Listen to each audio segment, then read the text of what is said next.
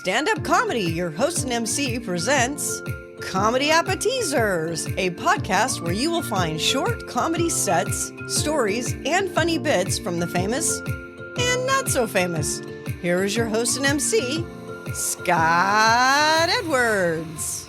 Hey, ladies and gentlemen, welcome back to the show. Hey, I have something fun for you today. A guy you've heard many, many times on my podcast. In fact, he has his own podcast where he teaches some of his expertise in communication. That's right. I'm talking about my good friend, Larry Wilson. He's got a podcast called How to Talk to Humans. If you get a chance, go find it. It's available on all platforms. It's a little more serious. He's talking about quality communication and how to improve your life through that quality communication. And you can hear him a lot on my magic podcast called the Magic Hat Podcast. But that's not why we're here. We're here because Larry has something very special to share with us. So let's welcome him to the show. Ladies and gentlemen, one of the top comic magicians, in fact, voted Comic Magician of the Year, Larry Wilson.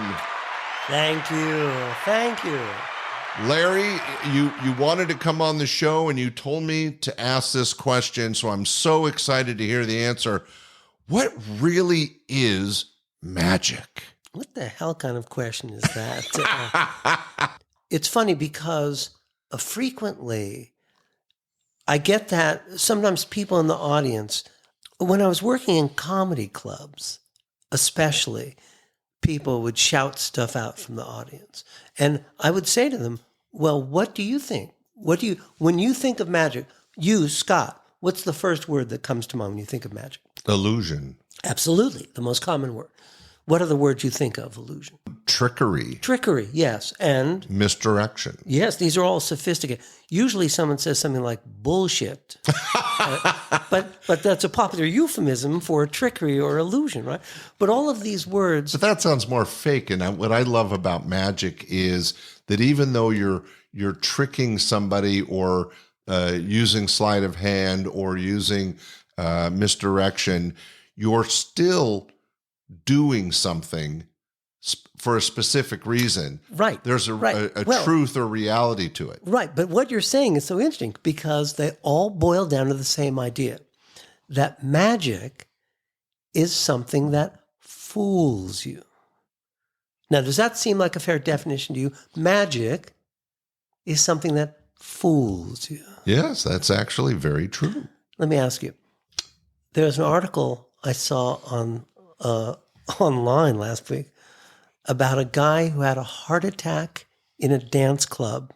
Did you see this? Do you know what I'm talking about? No, but guy, I hope he's okay. Well, he is. He is because, of course, that wouldn't be funny if the guy died. That'd be horrible. But it was like in some place, like in Chicago or something. Anyway, so this guy's in a dance club and is out there, dancing and cutting up a rug and everything, and has a heart attack, and they race him to. Now you're already laughing. They race him to emergency receiving. Do you know what the first thing they do there? Usually they disrobe you. But they're not trying to delicately. They cut away your clothing because they want to save your life. Right. And so they need access to the body. Exactly. So they cut away this guy's pants and find taped to the inside of his leg a salami. Now, was he expecting a late night snack? The only reason I'm bringing that up here today, Scott, is because this is something that might fool you, but that doesn't make it magic. That's very true. That's my point. Magic is more than just something that fools you. Wow. That is a great analogy to explain the difference between tomfoolery and illusion. But I think the only one that was fooled was this guy thinking that salami tied to his leg would make a difference. That's just a sad and yet hilarious vision. Yes, it is. And isn't that what we're always looking for in entertainment? Ladies and gentlemen, magic in the pants. Exactly right. Well, I don't know if you know about the great Flydini. Oh, I think I remember, but why don't you share with the audience the great Flydini? Steve Martin, who's started out when he was like so many other people, like Johnny Carson, like Orson Welles. All of these guys started out with a background in magic. They all love magic. And there are some top people online now, big wigs in tech and communication stuff in Silicon Valley, who are magic nuts. So this is a very common thing. Steve Martin, teenage magician, worked at the magic shop on Main Street in Disneyland. And Yeah, good story. could do all this great. Anyway, after Steve is like hugely famous as Steve Martin, comedian, actor, blah, blah, blah. I don't know why he decided to do this, but he had this idea he was going to create this act called Flydini. And he enlisted a number of well-known magicians to help. And what the amazing Flydini was very clever. I won't give away the magical principle because it might only, but I'm sure it must be online. I'm sure you can find it. The amazing Flydini, one of the things that Martin is so good at is non-verbally with his body language and facial expression, be able to convey a certain attitude. And so he has that attitude, that supercilious expression of the magician who's so polished, who comes out, and he unzips his pants and stuff starts to come out of his fly. And I shouldn't give it away because you should go and look at it. I can't remember. Probably available on the Googler. Oh, I'm sure it is. But incredible. Like at one point, a puppet comes out of his fly. And I can't remember what the puppet, but the puppet does some stuff. And then, or maybe the first thing is a helium balloon comes out of his fly and inflates and then floats up tied to a ribbon. And then the ribbon is held by a puppet who comes out of his fly.